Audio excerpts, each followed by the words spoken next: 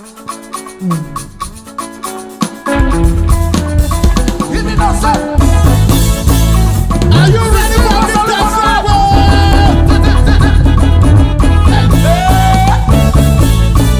All right now. Ice. Somebody's on stage. Engineer rose his microphone. Pick up his microphone.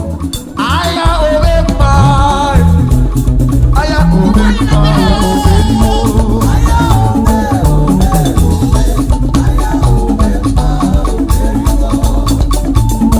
Are you ready for me? We are ready for you.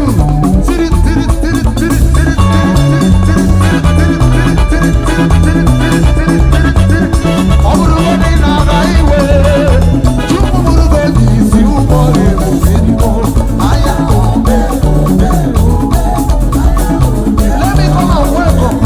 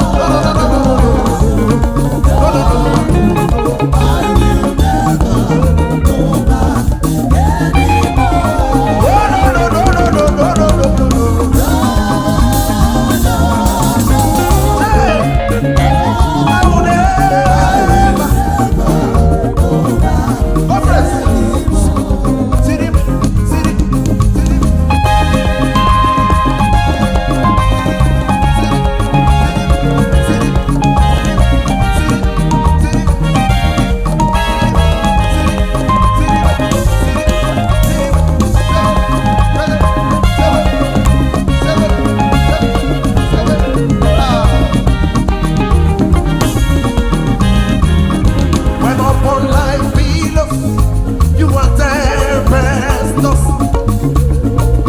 when you are discouraged, thinking of His loss. See, brothers, count your many blessings, name them one by one. And it will surprise you what the Lord has done. Count your many blessings. Count your blessings, name them one by one. Count it one by one. Count your blessings, see what God has Count your many blessings. Count your Name blessings, them one by one. name them one by They one. surprise you. And it will surprise They you don't know. Count your many blessings. Number one, number two, number three, number four, number five, number six, number seven, number eight, number nine, number 10, number 11, number 12. Count your many blessings. Count your blessings, One by one. name them one by one. Count it individually. And it will surprise you what the Lord has done. Let me hear me. We are not here to move. 100 years is not for money. 102 is celebration of life. If you want to live long, I declare in the name of Jesus, let longevity be multiplied. In the name of Jesus. One more time. When no one like Venus, you are tempest. When you are discouraged, thinking of these lost, count your many blessings, and the one by one. And it will surprise you what the Lord has done. Count your blessings. Count your blessings, name them one by one. Count your blessings. Count your blessings, see what God has Count your blessings. Count your Them blessings, one by one. name them one by one. It will surprise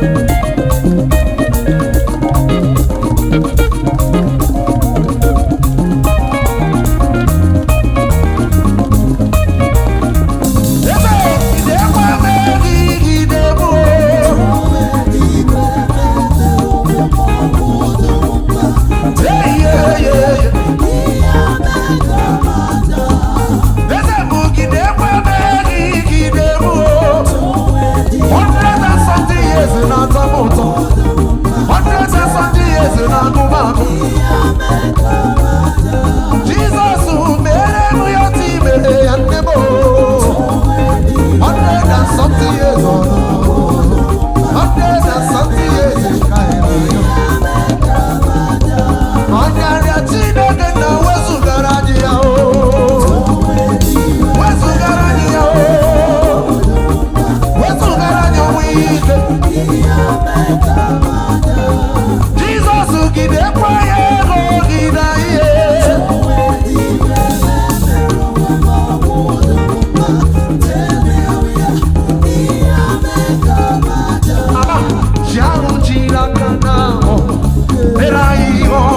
Everybody listen, listen.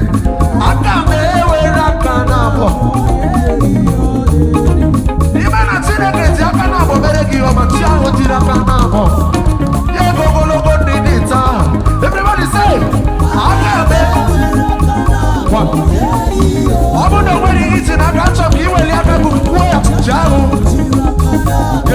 lift up your hands, let us give it to God. Say, the lamp is in Chiago, Jirakana. When you give out, where I can,